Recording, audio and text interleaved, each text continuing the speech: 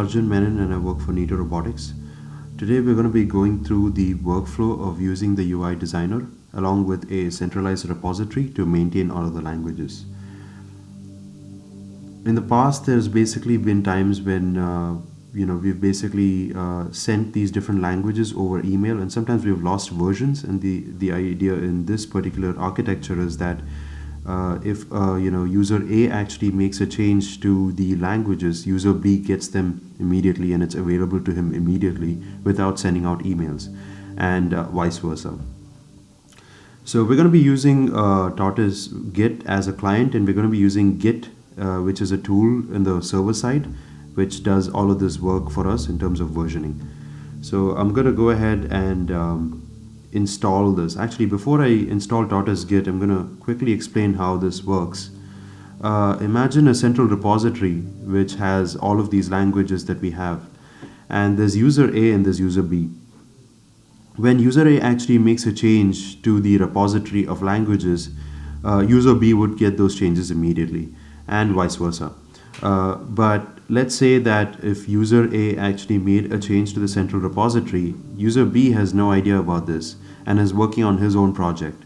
On a certain day, he basically tries to push these changes that he made into the central repository. But basically the central repository tells him that, hey, there's actually a newer version that I have, so you need to get the latest version before you can push your changes. So B then ends up pulling the latest changes, whatever is there in the central repository, before he can go ahead and push these new changes.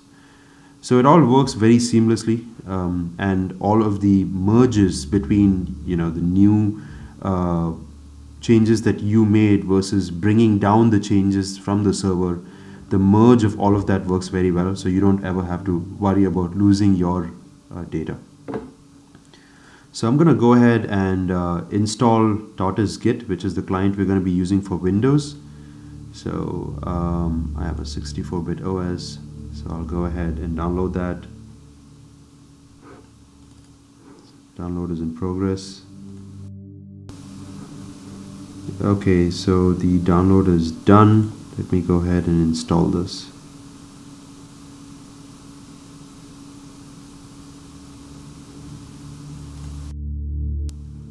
Okay, so the download is done, and so I'm going to click on that and I'm going to install Tortoise Git. I'm going to use all the default settings.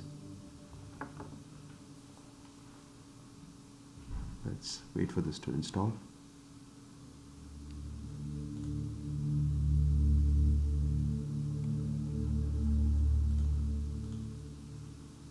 Okay, so now the installation is complete.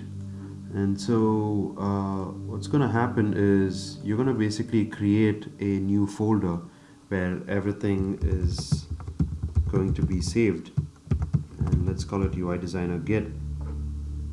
And when you right click on the new folder, you'll see three new menu items. It's Tortoise Git, Git Create, and Git Clone. For the first time, you're going to be cloning what's in the server. So you're going to click on Git Clone, and you'll see a URL option. The URL is not YouTube, so we have to enter the URL that is from the instruction set that I actually provided. Okay, so I'm gonna put that URL here. So this is the URL, and then I'll go ahead and bring those changes in. It's going to ask you for your username and password for Git.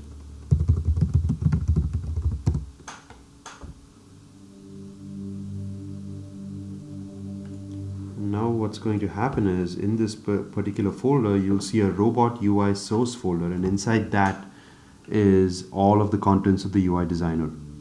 This is the UI designer exe, and when you double click on this, you just like normal, you will see all the different screens.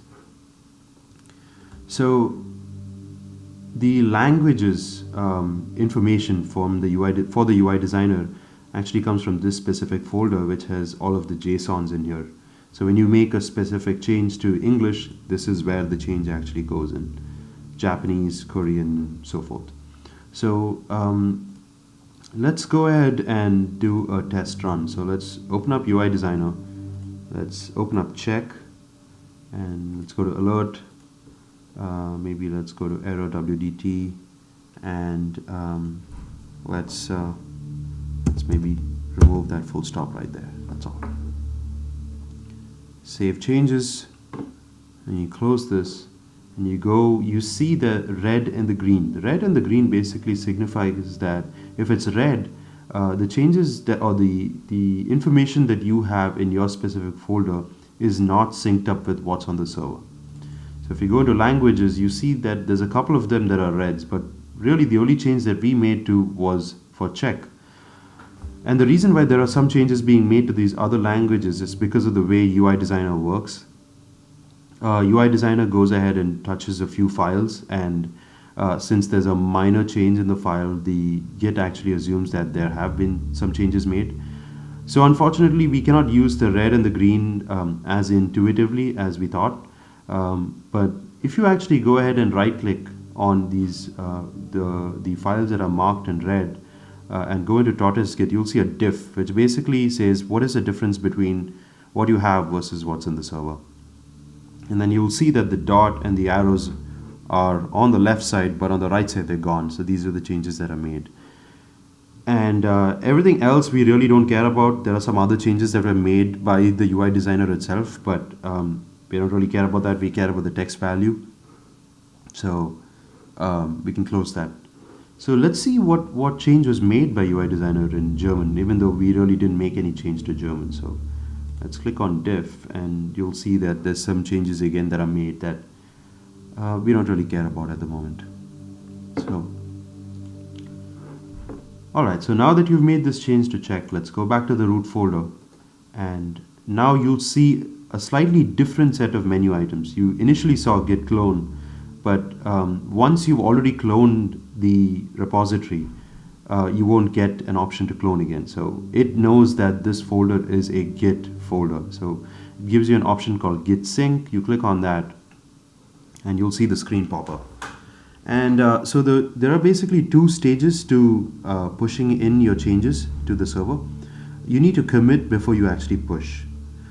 So let's go ahead and commit, and we'll basically say change made to get JSON, or get change made to check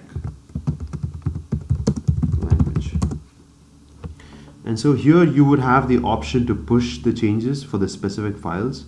You know for a fact that it was only check that you made a change to, so it would be good practice to uncheck all the other ones. You only want the changes that you deliberately made to be on the server. So you just select the one that you want changed, and you say OK, and I will say success. And then the next step would be to basically push these changes, and it's going to ask you for your username and password, and it's going to go ahead and push these changes. So what's another scenario that's going to happen is that, let's say user B actually made a change, and you don't have those changes. So what's going to happen when you push is that it's going to tell you, hey, I could not push those changes because there are some changes, there are some updates that you need to make to your repository, and it's going to tell you to pull, basically. So you go ahead and pull the latest changes in, and it's going to again ask you for your username and password, and once you pull those changes, you can push your changes. And again, like I said before, the idea is that you want to get the latest, what's in the server, before you can push your changes in.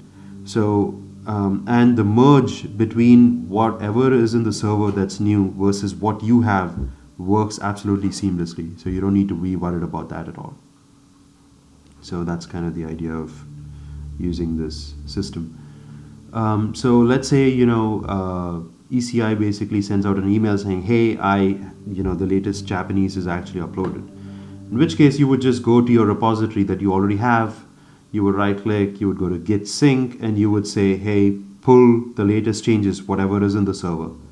And you will get the latest changes in. Once you do that, you can go straight into the repository, open up UI Designer, and you will have those latest changes in for Japanese. In this case there isn't, but when there is, you'll see it here. So that's kind of the idea of using Git. If you have any more questions, you can send me an email. If you want a better explanation of any of the concepts, I can do that as well. Thanks. Bye.